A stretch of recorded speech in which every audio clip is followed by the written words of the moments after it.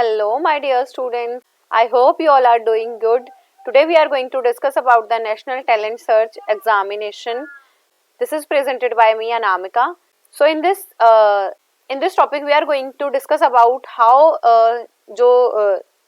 we can find out the national talents in a child, और हमारे जो learners हैं कैसे उस टैलेंट सर्च कर हमारी जो गवर्नमेंट है इन टैलेंट्स को सर्च करती है, क्या क्या टीयर्स, क्या क्या स्टेजेस है जिनसे, या फिर क्या एलिजिबिलिटी क्राइटेरिया है जिनको हमें क्रॉस करना पड़ेगा इन स्कीम्स को ग्रास्प करने के लिए, इन स्कीम्स को अवेल करने के लिए. सो national talent search examination NTSE one of the most prestigious examination है, जो किसके लिए होता है, फॉर क्लास 10th या इनसे ऊपर की क्लासेस के लिए भी हो सकता है. कौन कंडक्ट करते हैं इसे? NCERT कंडक्ट करते हैं. और ये कब से चालू हुआ था? 1961 गवर्नमेंट ऑफ इंडिया ने जब NCERT की क्या रखी थी, नींव रखी थी. National talent search examination to find out the talent student and award the scholarship. तो हमारा फर्स्ट ऑफ ऑल ये चीज होती क्यों है कि हमारे जो कंट्री के टैलेंटेड बच्चे हैं उनको क्या दिया जाए, स्कॉलरशिप दिया जाए. बट उसके बाद हमारे पास क्या आया, हमारे पास एक फॉर्मूला आया था 10+2+3 का, pattern of education. So national talent search examination जो होते थे उनमें कुछ चेंजेस आए हैं. Apart from the science it give important to social science के लिए इंपॉर्टेंट है, मेडिसिन के लिए इंपॉर्टेंट है.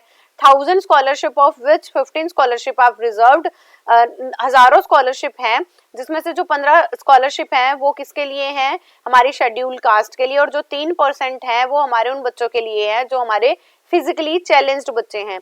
तो मैं जो पॉइंट बेटा लिख के आपको बता रही हूँ ये आप अपने नोट्स में नोट डाउन कर सकते हो. इस स्कीम का पर्पस बताया मैंने आपको क्या था, जो ब्रिलियंट या हमारे टैलेंटेड बच्चे हैं उनको स्कॉलरशिप प्रोवाइड करना, उनकी सर्च करके उन्हें स्कॉलरशिप प्रोवाइड करना.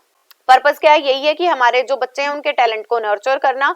और ये किन किन लेवल पे हो सकता है, इस स्कीम के अंडर हमारी साइंस स्ट्रीम कवर करी जा रही है, social science, engineering, medicine, management and law, इन 5 को कवर किया जा रहा है.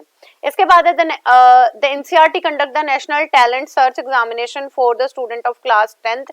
एम क्या है, सबसे पहला एम यही है कि हमारे जो टैलेंट है बच्चों का उसको नर्चर किया जा सके, उन्हें स्कॉलरशिप प्रोवाइड किया जा सके. और ये कहाँ पे है, सिर्फ इंडिया के बच्चों के लिए है. एनालिटिकल थिंकिंग, बच्चों के अंदर ऐसे जो सोच है, हमारी जो विश्लेषणात्मक सोच है उसका विकास किया जा सके. और जो बच्चे हैं उनको जो डिफरेंट सब्जेक्ट है उनका कॉम्पिटेंस बनाया जाए, मतलब उनके अंदर अच्छी नॉलेज को डाला जाए. और ये हमारे कैसे होते हैं, इनके लिए बच्चों को कॉम्पिटिटिव एग्जाम्स को क्लियर करना पड़ता है.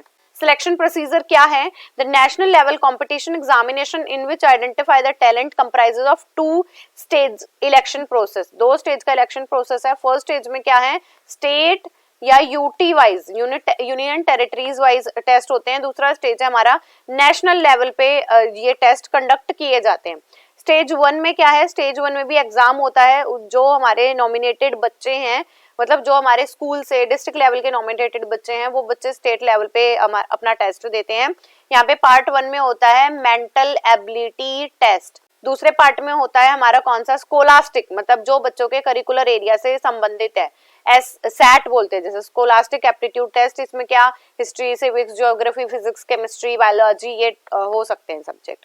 Student on a board studying in recognise and participate, जो बच्चे स्टूडेंट हैं किसके, बोर्ड एग्जामिनेशन के, वो इसमें पार्टिसिपेट कर सकते हैं और इनमें से उन बच्चों को चूज किया जाता है. स्टेज 2 पे आता है नेशनल एग्जामिनेशन. इसमें कौन से बच्चे नॉमिनेट होते हैं, जो हमारे स्टेट लेवल के टॉप रैंक पे आ चुके होते हैं.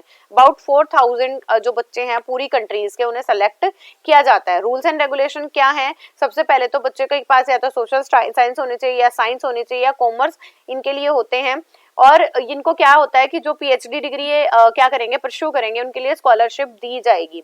और मैंने आपको 2-3 और चीजें बताई थी, साइंस में, सोशल साइंस में, मेडिसिन में, मैनेजमेंट में, इंजीनियरिंग में, ये हमारे दिए जाते हैं. तो अगर या तो 10th क्लास के बच्चे को दिया जाएगा, या फिर अगर उन्होंने क्या कर लिया, अपनी UG डिग्री कर ली है कंप्लीट, ग्रेजुएशन कंप्लीट हो गई है, या फिर क्या करा है, पोस्ट ग्रेजुएशन कंप्लीट कर ली है. मैं आपको जो PhD लेवल है उनके लिए भी बात बताऊंगी. अदर कंडीशन क्या फुलफिल होनी चाहिए स्कॉलरशिप के लिए, सबसे पहले है जर्नल एलिजिबिलिटी. क्या एलिजिबल है, सबसे पहले जो कोर्स, जिस कोर्स के लिए आपको स्कॉलरशिप प्रोवाइडेड की जा रही है आप उसके अनुमोदित हो, मतलब आप उसमें इनरोल्ड जरूर हो, आपने इनरोल्ड होने के बाद उसे अप्रूव भी, मतलब उसे क्वालिफाई भी कर लिया हो. मेंटेन गुड कंडक्ट, मतलब अच्छा कंडक्ट हो उनका कॉलेज में, and prior taking a leave, अगर कभी भी उन्होंने लीव ली है तो उन्होंने अपना एप्लीकेशन वगैरह सबमिट कराई है, leave application, full time study की है, मतलब कोई भी ऐसा नहीं है कि जो पार्ट टाइम काम किया हो, और कोई जॉब में मतलब कोई भी प्रॉफिटेबल कैटेगरी में वो इंडल्ज नहीं है। Eligibility and other condition, continuation of scholarship eight 10+2, ये 10वीं की थी, 12वीं में क्या क्या है, यहाँ 12वीं में भी यही है कि उनको क्या 10+2 में क्या मैक्सिमम पीरियड स्कूल में पे कर रखा, सबसे पहले उन्होंने अपनी फीस क्लियर कर रखी हो। दूसरा, कंटिन्यूएशन के अंदर एग्रीगेट कम से कम 50 नंबर बच्चे के होने चाहिए। तीसरा है eligibility and other condition for continuation at first degree level, मतलब ये कि मैं किसकी बात बता रही हूँ, हमारे यूजी कोर्सेज की। यूजी कोर्सेज में क्या है, मैंने आपको 5-4 फील्ड बताई हैं, उनमें वो बच्चा इनरोल्ड होना चाहिए। इनरोल्ड होने के बाद जैसे इनरोल्ड होने के बाद जो स्कॉलरशिप है, या तो जेई आईआईटी इन बच्चों को, या बीटेक कर रहे हैं उन बच्चों को मिल जाएगी। फोर्थ एलिजिबिलिटी है the eligibility and other condition at the second degree. अब ये सेकंड डिग्री पे हैं तो बच्चे के कितने मार्क्स होने चाहिए, एटलीस्ट 60% एग्रीगेट मार्क्स होने चाहिए, और जो बच्चे सेकंड ईयर में हैं उन्हें एटलीस्ट 50% मार्क्स भी गेन करने होंगे। Eligibility for MPhil, MPhil PhD के लिए है, उनके पास एमफिल या पीएचडी की डिग्री हो या उसमें वर्क कर रखा हो। रिवॉर्ड क्या मिलेगा, who qualify all the stages, the amount of scholarship is 500 per month for the student studying in 11th class, onward बढ़ती चली जाती है। जैसे अब मैं पीएचडी डिग्री की बात करूं तो हमारी जो स्कॉलरशिप मिल रही है वो 34K प्लस मिल रही है, ठीक है। और जो ओल्डर सिस्टम है, हमारा जो पुराना सिस्टम था, उसके क्राइटेरिया को थोड़ा सा और इनहेंस कर दिया गया है, टेस्ट 3rd लेवल तक भी चले गए हैं। सो ये हमारा पूरा किसके बारे में था, नेशनल टैलेंट सर्च एग्जामिनेशन। इसमें देखो सबसे पहली बात आपको ऑब्जेक्टिव याद रखना है इसका, कि क्या करते हैं बच्चों के टैलेंट को सर्च करने के लिए, नर्चर करने के लिए, उन्हें स्कॉलरशिप प्रोवाइड करने के लिए, और हमारी क्रिटिकल एंड एनालिसिस थिंकिंग को इनहेंस कराने के लिए एग्जाम किए जाते हैं।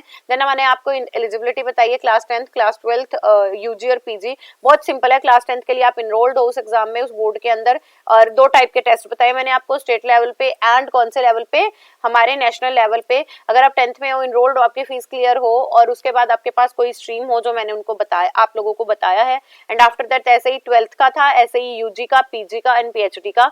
इसके लिए पहले जो पैसे मिलते थे काफी कम थे, बट अब जो स्कॉलरशिप मिल रही है फीस रिम्बर्स हो जाती है, और स्कॉलरशिप के दौरान बच्चों को कुछ अमाउंट है जो मंथली पे होता है और उनकी हाईयर स्टडी के लिए हेल्प करता है। आई होप आपको ये टॉपिक समझ आया होगा। Keep going, keep growing and keep learning my dear students. Bye bye, take care.